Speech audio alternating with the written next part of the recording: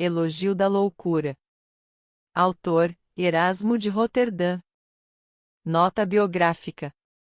Filho de Geraldo Elia e de Margarida Zerenbergen, nasceu Erasmo no dia 27 de outubro de 1465, na cidade de Roterdã.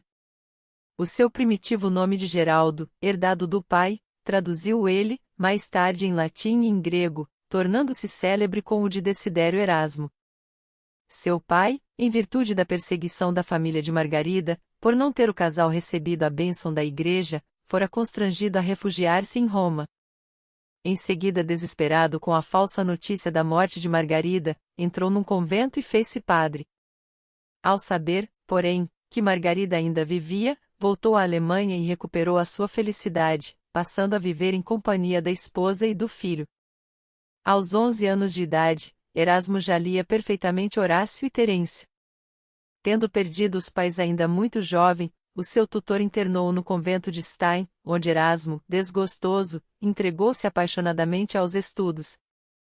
Tinha apenas 20 anos quando escreveu sua primeira obra, O Desprezo do Mundo. Em seguida publicou um discurso intitulado O Bem da Paz. Esses dois trabalhos logo se tornaram muito conhecidos e celebrizaram o seu autor. O bispo de Cambrai mandou chamar Erasmo e o teve em sua companhia. Seguiu ele, depois para Paris e entrou no colégio de Montaigu, mas aí se deu tão mal com a alimentação que a sua saúde ficou seriamente prejudicada. Regressando à Holanda, teve a proteção da Marquesa de Nassau, Ana de Brocelen. A fidalga castelhana forneceu-lhe recursos para as suas viagens. Erasmo foi, então, para a Inglaterra, onde esteve em companhia de Lord Montjoy, que mandara chamá-lo. Daí, partiu ele para a Itália, onde se doutorou pela Universidade de Bolonha. Na Itália, Erasmo travou relações com os homens mais famosos da época. Conheceu cardeais e papas, entre estes Júlio II. Esteve em seguida, em Veneza, com Aldo Manuzio e depois, em Pádua, onde foi preceptor do filho bastardo de James Stuart, mais tarde tornou a Inglaterra, onde teve em Thomas More um dos seus melhores amigos. O Elogio da Loucura, In Commium Moriae, que ora editamos, foi publicado em Paris em 1509. É uma sátira extraordinariamente interessante, na qual os potentados da época e sobretudo os homens da igreja são impiedosamente escalpelados pela ironia incomparável do grande escritor. Sempre inquieto e insatisfeito, percorreu Erasmo vários países, até se instalar definitivamente na Basileia, onde morreu aos 70 anos de idade, no dia 11 de julho de 1536. Erasmo a Thomas More, saúde. Achando-me, dias atrás, de regresso da Itália à Inglaterra, a fim de não gastar todo o tempo da viagem em insípidas fábulas, preferi recrear-me, ora volvendo o espírito aos nossos comuns estudos, ora recordando os doutíssimos e ao mesmo tempo dulcíssimos amigos que deixará ao partir. E foste tu, meu caro More, o primeiro a aparecer aos meus olhos, pois que malgrado tanta distância, eu via e falava contigo com o mesmo prazer que costumava ter em tua presença e que juro não ter experimentado maior em minha vida. Não desejando, naquele intervalo, passar por indolente, e não me parecendo as circunstâncias adequadas aos pensamentos sérios, julguei conveniente divertir-me com um elogio da loucura. Por que essa inspiração? Perguntar-me-ás. Pelo seguinte, e a princípio, dominou-me essa fantasia por causa do teu gentil sobrenome, tão parecido com a Mória quanto realmente estás longe dela e, de certo, ainda mais longe do conceito que em geral dela se faz. Em seguida, lisonjeou-me a ideia de que essa engenhosa pilhéria pudesse merecer a tua aprovação, se é verdade que divertimentos tão artificiais, não me parecendo plebeus, naturalmente, nem de todo insulsos, te possam deleitar, permitindo que, como um novo Demócrito, observes e ridicularizes os acontecimentos da vida humana. Mas, assim como, pela excelência do gênio e de talentos, estás acima da maioria dos homens, assim também, pela rara suavidade do costume e pela singular afabilidade, sabes e gostas, sempre e em toda parte, de habituar-te a todos e a todos parecer amável e grato. Por conseguinte, gostarás agora, não só de aceitar de bom grado esta minha pequena arenga, como um presente do teu bom amigo, mas também de colocá-la sob o teu patrocínio, como coisa sagrada para ti, na verdade, mais tua do que minha. Já prevejo que não faltarão detratores para insurgir-se contra ela, acusando-a de frivolidade indigna de um teólogo, de sátira indecente para a moderação cristã, em suma, clamando e cacarejando contra o fato de eu ter ressuscitado a antiga comédia e, qual novo Luciano, ter magoado a todos sem piedade. Mas, os que se desgostarem com a ligeireza do argumento e com o seu ridículo devem ficar avisados de que não sou eu o seu autor, pois que com o seu uso se familiarizaram numerosos grandes homens. Com efeito, muitos séculos antes, Homero escreveu a sua Batraquiomaquia, Virgílio cantou o mosquito e a amoreira, e Ovídio a nogueira, Polícrates chegou a fazer o elogio de Busiris, mais tarde impugnado e corrigido por Isócrates, Glauco enalteceu a injustiça, o filósofo Favorino louvou Tersites e a febre quartã, Sinésio a calvície e Luciano a mosca parasita, finalmente, Sêneca ridicularizou a apoteose de Cláudio, Plutarco escreveu o diálogo do grilo com Ulisses, Luciano e Apuleio falaram do burro, e um tal Grunio Corocota fez o testamento do porco, citado por São Jerônimo. Saibam, pois, esses censores que também, para divertir-me, já joguei xadrez e montei em cavalo de pau, como um menino. Na verdade, haverá maior injustiça do que, sendo permitida uma brincadeira adequada a cada idade e condição, não poder pilheriar um literato, principalmente quando a pilhéria tem um fundo de seriedade, sendo as facécias manejadas apenas como disfarce, de forma que quem as lê, quando não seja um solene bobalhão, mas possua algum faro, encontre nelas ainda mais proveito do que em profundos e luminosos temas. Que dizer, então, de alguém que, com um longo discurso, depois de muito estudar e fatigar as costas elogiasse a retórica ou a filosofia?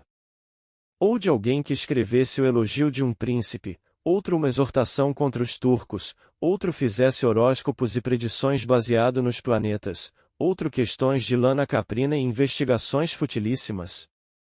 Portanto, assim como não há nada mais inepto do que abordar graves argumentos puerilmente, assim também é bastante agradável e plausível tratar de igual forma as pilhérias, não tem aqui outro objetivo senão o de pilheriar. Quanto a mim, deixo que os outros julguem esta minha tagarelice, mas, se o meu amor próprio não deixar que eu o perceba, contentar-me-ei de ter elogiado a loucura sem estar inteiramente louco. Quanto à imputação de sarcasmo, não deixarei de dizer que há muito tempo existe a liberdade de estilo com a qual se zomba da maneira por que vive e conversa o homem, a não ser que se caia no cinismo e no veneno. Assim, pergunto se deve estimar o que magoa, ou antes o que ensina e instrui, censurando a vida e os costumes humanos, sem pessoalmente ferir ninguém. Se assim não fosse, precisaria eu mesmo fazer uma sátira a meu respeito, com todas as particularidades que atribuo aos outros. Além disso, quem se insurge em geral contra todos os aspectos da vida não deve ser inimigo de ninguém, mas unicamente do vício em toda a sua extensão e totalidade. Se houver, pois, alguém que se sinta ofendido por isso, deverá procurar descobrir as suas próprias mazelas, porque, do contrário, se tornará suspeito ao mostrar receio de ser objeto da minha censura. Muito mais livre e acerbo nesse gênero literário foi São Jerônimo, que nem sequer perdoava os nomes das pessoas. Nós, porém, além de calarmos absolutamente os nomes, temperamos o estilo, de forma que o leitor honesto verá por si mesmo que o meu propósito foi mais divertir do que magoar. Seguindo o exemplo de Juvenal, em nenhum ponto tocamos na oculta cloaca de vícios da humanidade, nem relevamos as suas torpezas e infâmias, limitando-nos a mostrar o que nos pareceu ridículo. Se, apesar de tudo, ainda houver ranzinzas e descontentes, que ao menos observem como é bonito e vantajoso ser acusado de loucura. Com efeito, na boca da que trouxemos a cena e fizemos falar, foi necessário pôr os juízos e as palavras que mais se coadunam com o seu caráter. Mas, para que hei de te dizer todas essas coisas, se és emérito advogado, capaz de defender egregiamente mesmo as causas menos favoráveis? Sem mais, eloquentíssimo Mor, estimo que estejas são e tomes animosamente a parte de tua loucura. Vila, 10 de junho de 1508. Declamação de Erasmo de Roterdã. Embora os homens costumem ferir a minha reputação e eu saiba muito bem quanto o meu nome soa mal aos ouvidos dos mais tolos, orgulho-me de vos dizer que esta loucura, sim, esta loucura que estáis vendo é a única capaz de alegrar os deuses e os mortais. A prova incontestável do que afirmo está em que não sei que súbita e desusada alegria brilhou no rosto de todos ao aparecer eu diante deste numerosíssimo auditório. De fato, erguestes logo a fronte, satisfeitos, e com tão prazenteiro e amável sorriso me aplaudistes, que na verdade todos os que distingo ao meu redor me parecem outros tantos deuses de Homero, embriagados pelo néctar com nepente. No entanto, antes, estivestes sentados, tristes e inquietos, como se há pouco tivesseis saído da caverna de Trofonio. Com efeito, como no instante em que surge no céu a brilhante figura do sol, ou como quando, após um rígido inverno, retorna a primavera com suas doces aragens e vemos todas as coisas tomarem logo um novo aspecto, matizando-se de novas cores, contribuindo tudo para de certo modo rejuvenescer a natureza, assim também, logo que me vistes, transformastes inteiramente as vossas fisionomias. Bastou, pois, a minha simples presença para eu obter o que valentes oradores mal teriam podido conseguir com um longo e longamente meditado discurso, e expulsar a tristeza de vossa alma. Se, agora, fazeis questão de saber por que motivo me agrada aparecer diante de vós com uma roupa tão extravagante, eu vô-lo direi em seguida, se tiverdes a gentileza de me prestar atenção, não a atenção que costumais prestar aos oradores sacros, mas a que prestais aos charlatães, aos intrujões e aos bobos das ruas, numa palavra, a que o nosso Midas prestava ao canto do deus Pan. E isso porque me agrada ser convosco um tanto sofista, não da espécie dos que hoje não fazem senão imbuir as mentes juvenis de inúteis e difíceis bagatelas, ensinando-os a discutir com uma pertinácia mais do que feminina. Ao contrário, pretendo imitar os antigos, que, evitando o infame nome de filósofos, preferiram chamar-se sofistas, cuja principal cogitação consistia em elogiar os deuses e os heróis. Ireis, pois, ouvir o elogio, não de um Hércules ou de um Salã, mas de mim mesma, isto é, da loucura. Para dizer a verdade, não nutro nenhuma simpatia pelos sábios que consideram tolo e impudente o autoelogio. Poderão julgar que seja isso uma insensatez, mas deverão concordar que uma coisa muito decorosa é zelar pelo próprio nome. De fato, que mais poderia convir à loucura do que ser o arauto do próprio mérito e fazer ecoar por toda parte os seus próprios louvores? Quem poderá pintar-me com mais fidelidade do que eu mesma? Haverá, talvez, quem reconheça melhor em mim o que eu mesma não reconheço. De resto, esta minha conduta me parece muito mais modesta do que a que costuma ter a maior parte dos grandes e dos sábios do mundo. É que estes, calcando pudor aos pés, subornam qualquer panegirista adulador, ou um poetastro tagarela, que, à custa do ouro, recita os seus elogios, que não passam, afinal, de uma rede de mentiras. E, enquanto o modestíssimo homem fica a escutá-lo, o adulador ostenta apenas de pavão, levanta a crista, modula uma voz de timbre descarado comparando aos deuses o homenzinho de nada, apresentando-o como modelo absoluto de todas as virtudes, muito embora saiba estar ele muito longe disso, enfeitando com penas não suas a desprezível gralha, esforçando-se por alvejar as peles da Etiópia, e, finalmente, fazendo de uma mosca um elefante. Assim, pois, sigo aquele conhecido provérbio que diz, não tens quem te elogie? Elogia-te a ti mesmo. Não posso deixar, neste momento, de manifestar um grande desprezo, não sei se pela ingratidão ou pelo fingimento dos mortais. É certo que nutrem por mim uma veneração muito grande e apreciam bastante as minhas boas ações, mas, parece incrível, desde que o mundo é mundo, nunca houve um só homem que, manifestando o reconhecimento, fizesse o elogio da loucura. Não faltou, contudo, quem, com grande perda de azeite e de sono, exaltasse, com elogios estudatíssimos, os buzeris e os falaris, a febre quartã e a mosca, a calvície e outras pestes semelhantes. Ireis, pois, ouvir de mim mesmo meu panegírico, o qual, não sendo oportuno nem estudado, será, por isso mesmo, muito mais sincero. Não julgueis que assim vos fale por ostentação de engenho, como costuma fazer a maior parte dos oradores. Estes, como bem sabeis, depois de se esfalfarem bem uns 30 anos em cima de um discurso, talvez surrupiado de outrem, são tão impudentes que procuram impingir que o fizeram, por divertimento, em 3 dias, ou então que o ditaram. Eu, ao contrário, sempre gostei muito de dizer tudo o que me vem à boca. Não espereis que, de acordo com o costume dos retóricos vulgares, eu vos dê a minha definição e imito menos a minha divisão. Com efeito, que é definir? É encerrar a ideia de uma coisa nos seus justos limites. E que é dividir? É separar uma coisa em suas diversas partes. Ora, nenhuma nem outra me convém. Como poderia limitar-me, quando o meu poder se estende a todo o gênero humano? E, como poderia dividir-me, quando tudo concorre, em geral, para sustentar a minha divindade?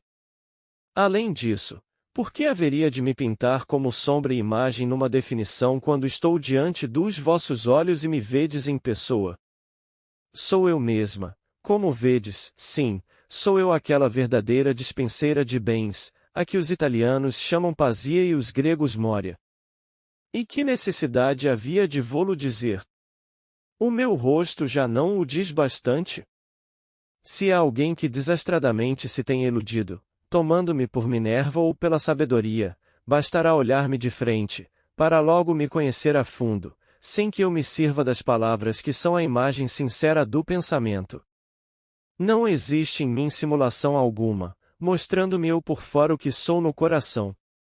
Sou sempre igual a mim mesma, de tal forma que, se alguns dos meus sequazes presumem não passar por tais, disfarçando-se sob a máscara e o nome de sábios, não serão eles mais do que macacos vestidos de púrpura, do que burros vestidos com pele de leão. Qualquer, pois, que seja o raciocínio feito para se mostrarem diferentes do que são, 2 compridos orelhões descobrirão sempre o seu Midas. Para dizer a verdade, não estou nada satisfeita com essa gente ingrata, com esses perversos velhacos, porque, embora pertençam mais do que os outros ao nosso império, não só publicamente se envergonham de usar o meu nome, como muitas vezes chegam a aplicá-lo aos outros como título oprobioso. Portanto, sendo eles loucos e arquiloucos, embora assumam a atitude de sábios e de tales, não teremos razão de chamá-los loucamente de sábios? A esse respeito, pareceu-me igualmente oportuno imitar os retóricos dos nossos dias, que se reputam outras tantas divindades, uma vez que podem gabar-se de outras línguas como a sanguessuga e consideram coisa maravilhosa inserir nos seus discursos, de cambulhada, mesmo fora de propósito, palavrinhas gregas, a fim de formarem belíssimos mosaicos. E, quando acontece que um desses oradores não conhece as línguas estrangeiras, desentranha ele de rançosos papéis 4 ou 5 vocábulos, com os quais lança poeira aos olhos do leitor, de forma que os que o entendem se compadeçam do próprio saber e os que não o compreendem o admirem na proporção da própria ignorância. Para nós, os tolos, um dos maiores prazeres não consistirá em admirar, com a máxima surpresa, tudo que nos vem dos países ultramontanos? Finalmente, se houver alguns que, embora não entendendo nada desses velhos idiomas, queiram dar mostras de que os compreendem, nesse caso devem aparentar uma fisionomia satisfeita, aprovar abanando a cabeça, ou simplesmente as longas orelhas de burro, e dizer com um ar de importância: bravo! Bravo! Muito bem! Justamente! Fim da parte 1.